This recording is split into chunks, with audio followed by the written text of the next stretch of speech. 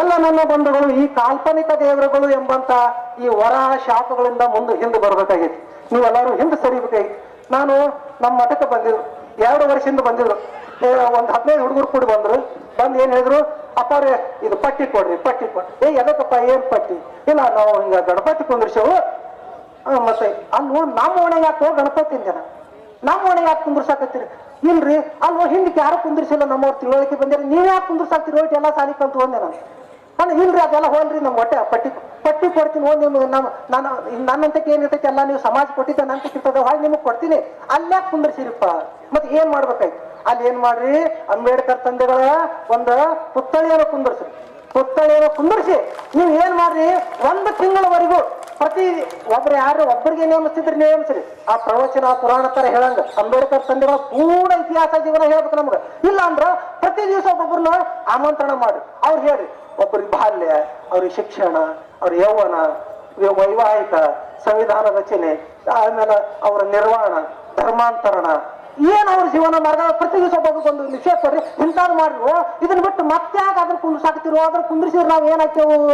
ಮತ್ ನಾವು ಶುದ್ಧ ಹಾಕ್ತೇವು, ನಾವ್ ಮತ್ತೆ ಅಸ್ಪೃಶ್ಯರಾಗ್ತೇವೆ ಅಂತ ಹೇಳಿದ್ರು ಕೇಳಿಲ್ಲ. ಹುಡುಗರು ಬಹಳ ಒತ್ತಾಯ ಮಾಡಿದ್ರು. ಇಲ್ರಿ, ದಾಸೋಹ ಮಾಡ್ತೀವಿ ಅಂದ್ರು. ಆದ್ರೂ ಒತ್ತಾಯ ಮಾಡಿಕೊಟ್ಟೆ. ಅದಕ್ಕೆ ನಾ ಈ ಮಾತನ್ನ ಬಹಳ ಪ್ರಜ್ಞಾಪೂರ್ವಕವಾಗಿ ಹೇಳ್ತೀನಿ. ನೀವೆಲ್ಲ ಏನಾಗಕತ್ತೀರಿ ಗೊತ್ತೈತೇನ?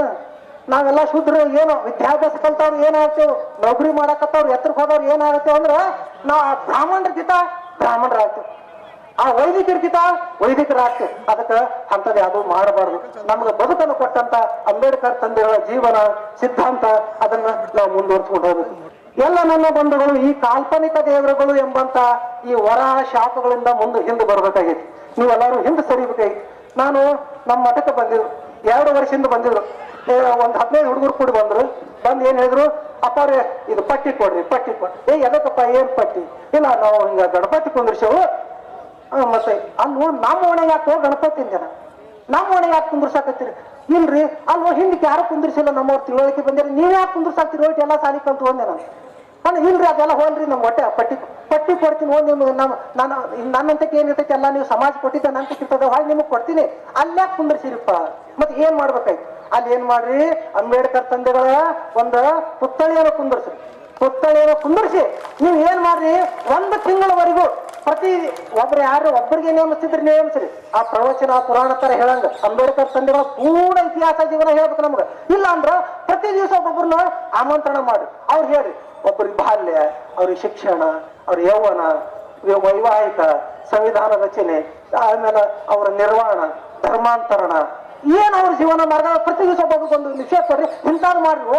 ಇದನ್ನ ಬಿಟ್ಟು ಮತ್ತೆ ಯಾಕೆ ಅದ್ರ ಕುಂದ್ರಸಾಕ್ತಿರೋ? ಅದ್ರ ಕುಂದ್ರಿಸಿದ್ರೆ ನಾವ್ ಏನಾಗ್ತೇವು? ಮತ್ ನಾವು ಶುದ್ಧ ಹಾಕ್ತೇವು, ನಾವ್ ಮತ್ತೆ ಅಸ್ಪೃಶ್ಯರಾಗ್ತೇವೆ ಅಂತ ಹೇಳಿದ್ರು ಕೇಳಿಲ್ಲ. ಹುಡುಗರು ಬಹಳ ಒತ್ತಾಯ ಮಾಡಿದ್ರು. ಇಲ್ರಿ, ದಾಸೋಹ ಮಾಡ್ತೀವಿ ಅಂದ್ರು. ಆದ್ರೂ ಒತ್ತಾಯ ಮಾಡಿಕೊಟ್ಟೆ. ಅದಕ್ಕೆ ನಾ ಈ ಮಾತನ್ನ ಬಹಳ ಪ್ರಜ್ಞಾಪೂರ್ವಕವಾಗಿ ಹೇಳ್ತೀನಿ.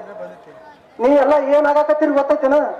ನಾವೆಲ್ಲ ಶುದ್ಧರು. ಏನೋ ವಿದ್ಯಾಭ್ಯಾಸ ಕಲ್ತವ್ರು ಏನಾಗ್ತೇವ್, ನೌಕರಿ ಮಾಡಕತ್ತವ್ರು, ಎತ್ತರಕ್ಕೆ ಹೋದವ್ರು ಏನಾಗತ್ತೇವ್ ಅಂದ್ರ ನಾವ್ ಬ್ರಾಹ್ಮಣರಿಗಿಂತ ಬ್ರಾಹ್ಮಣರಾಗ್ತೇವೆ, ಆ ವೈದಿಕರಿಗಿಂತ ವೈದಿಕರಾಗ್ತೇವೆ. ಅದಕ್ಕೆ ಅಂಥದ್ದು ಯಾವುದು ಮಾಡಬಾರ್ದು.